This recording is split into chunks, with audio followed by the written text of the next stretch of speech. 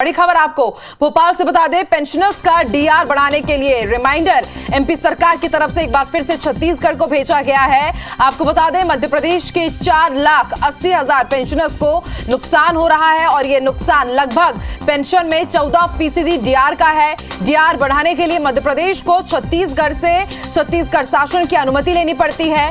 पुनर्गठन अधिनियम के तहत अनुमति बेहद जरूरी और इसके कारण मध्य प्रदेश के जो पेंशनर्स हैं उन्हें करीब 14% डीआर का नुकसान हो रहा है। आपको बता दें, मध्य प्रदेश के जो सरकारी कर्मचारी हैं उन्हें करीब 34% इस वक्त डीए मिल रहा है, लेकिन जो मध्य प्रदेश के पेंशनर्स हैं उन्हें सिर्फ 17% ही डीआर मिल रहा है और ऐसे में पेंशन का करीब 14% डीआर का नुकसान हो रहा है। और डीआर बढ़ाने के लिए मध्य प्रदेश का विधि विभाग कई बार छत्तीसगढ़ शासन को पत्र लिख चुका है, बात आगे बढ़ चुकी है, लेकिन बार बार ये मामला अटक जाता है। इसके पीछे क्या कारण है, इसके बारे में भी हम आपको जानकारी देंगे। तो इस वक्त की बड़ी खबर, पेंशनर्स का डीआर बढ़ाने के लिए एक बार फिर से एमपी सरकार ने छत्तीसगढ़ शासन को रिमाइंडर भेजा है। आपको बता दें, इस पेंच के चक्कर में मध्य प्रदेश के 4,80,000 पेंशनर्स को नुकसान हो रहा है 14% डीआर का। आपको बता दें, डीआर बढ़ाने के लिए मध्य प्रदेश को छत्तीसगढ़ सरकार से अनुमति लेनी होती है और बताया जा रहा है कि पुनर्गठन अधिनियम के तहत अनुमति बेहद जरूरी और उसके बिना मध्य प्रदेश सरकार पेंशनर्स का डीआर नहीं बढ़ा सकती है।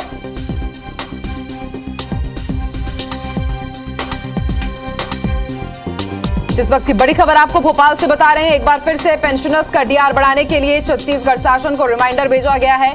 इससे पहले भी कई बार पत्राचार हो चुका है। मध्य प्रदेश के 4,80,000 पेंशनर्स को 14% डीआर का नुकसान हो रहा है इस वक्त। आपको बता दें, लगातार जो पेंशनर संघ है वो भी इस बात की आंदोलन कर चुका है इस मांग को लेकर के कि उनका भी जो डीआर % है वो लगातार बढ़ाया जाए, लेकिन लगातार मामला अटका हुआ है। देखने वाली बात होगी कि कब तक ये मामला सुलझेगा और कब मध्य प्रदेश के पेंशनर्स को सौगात मिलेगी, क्योंकि अभी मध्य प्रदेश और छत्तीसगढ़ के बीच ये मामला अटका हुआ है।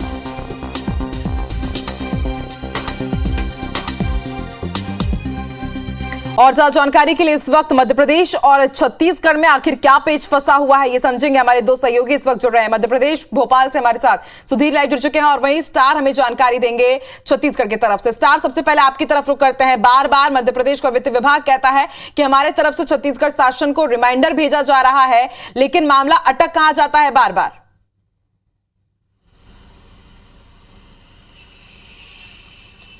देखिए, ये दरअसल कम्युनिकेशन गैप की कही जाए, ये कहा जा सकता है, क्योंकि कुछ पेच अभी भी ऐसे कई मुद्दे हैं जिसमें मध्य प्रदेश छत्तीसगढ़ को एक दूसरे के साथ समन्वय करना पड़ता है। यहाँ प्रॉपर नियम के तहत जब तक कोई कागज नहीं आता, हालांकि मध्य प्रदेश की तरफ से जैसा कहा जा रहा है कि रिमाइंडर उन्होंने भेजा गया है, चूंकि राज्य का मामला, राज्य के वित्तीय विभाग से भी इसके लिए अनुमति लेनी होती है और अलग अलग विभागों से इस पर अनुमति होने रहता है, तो प्रक्रिया में थोड़ा सा विलम्ब लग सकता है और यही वजह है कि कुछ डिले हुआ होगा, क्योंकि पहले भी दूसरे मुद्दों पे मध्य प्रदेश सरकार ने कई मामलों पे राज्य को पत्र लिखा है और उस पर कार्रवाई हुई भी है।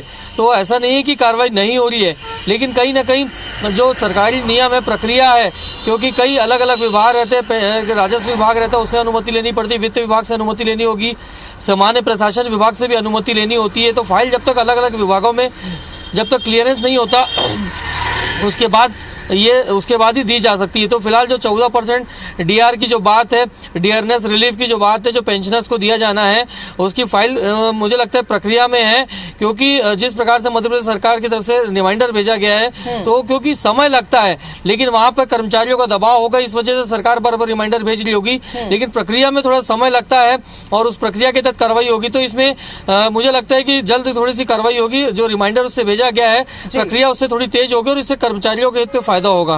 बिल्कुल, देखते हैं स्टार कब तक ये प्रक्रिया पूरी होती है। सुधीर भी हमारे साथ बने हुए हैं। सुधीर, पहले तो हमारे दर्शकों को ये भी समझाइए कि पुनर्गठन अधिनियम क्या है जिसके तहत ये पूरी प्रक्रिया है, अनुमति लेनी जरूरी है, और उसके साथ ही क्या एक वजह ये भी मानी जाए कि दोनों ही राज्यों की अगर बात की जाए तो अलग अलग दलों की यहाँ पर पार्टी सत्ता में है, तो क्या ये भी एक कारण कि इसका खामियाजा मध्य प्रदेश के पेंशनर्स को भुगतना पड़ता है?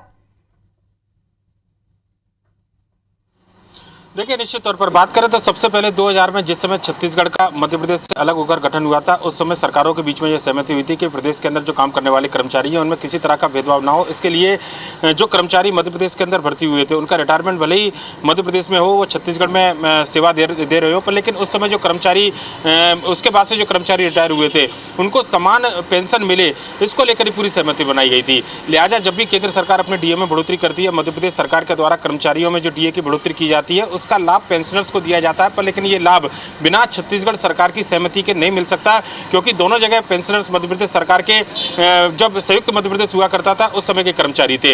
लिहाजा इस पूरे अधिनियम, इस पूरे नियम के चलते मध्य प्रदेश के 4,80,000 कर्मचारियों को कई बार, माफ कीजिएगा, पेंशनर्स को कई बार नुकसान उठाना पड़ा है।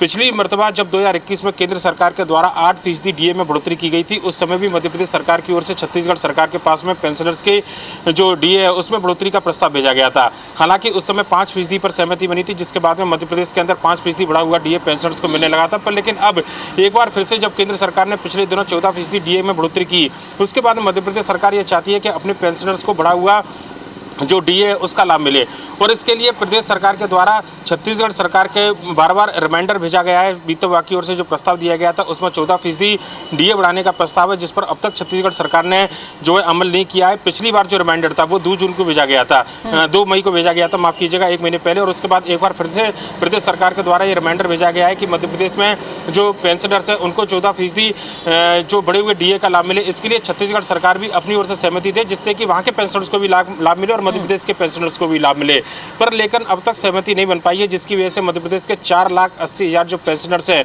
उनको बढ़े हुए डीए से लगातार वंचित होना पड़ रहा है। आकांक्षा, बिल्कुल सुधीर, देखने वाली बात होगी। पिछले 1 महीने में एक बार और रिमाइंडर भेजा जा चुका है, जैसा कि आप जानकारी दे रहे थे। उम्मीद करते हैं कि इस बार इस रिमाइंडर के बाद कार्रवाई पूरी हो और जो खामियाजा भुगत रहे हैं पेंशनर्स उनको उनका लाभ मिल सके। आप दोनों का शुक्रिया पूरी जानकारी देने के लिए। तो हमारे सहयोगी सुधीर